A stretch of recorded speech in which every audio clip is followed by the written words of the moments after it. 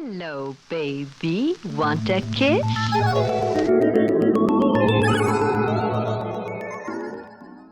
wanted to ask you a little bit about that, John. What can you tell us about what happened in Belize? Well, what happened in Belize is I was just foolish. I thought I had retired there. I've invested a huge amount of money. When the government came to me and asked for a $2 million donation, I politely declined it.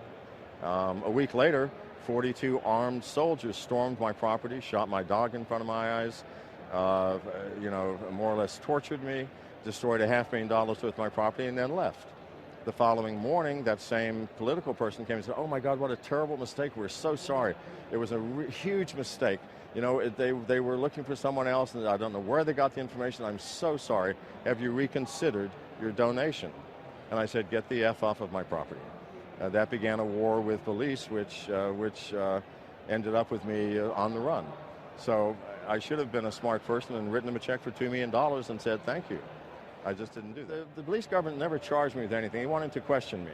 You have to understand that in third world countries, especially Central America, Banana Republic, that involves terrible questioning, like stringing you up by your heels, putting a football helmet on your head and beating it until your brains turn to mush. That's not the type of questioning I wish to undergo. Now, maybe you would. Maybe other Americans said, well, you should have gone ahead and endured that. I don't think so. I chose not to do it. And I've offered to meet them on any neutral country, including here in America, to answer any question that they have. They have declined.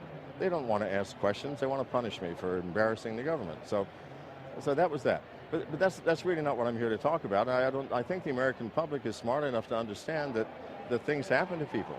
If you go out and you're outside the box and you explore and you're trying to find out what life is all about, you're going to step in holes and you're going to find bees' nests.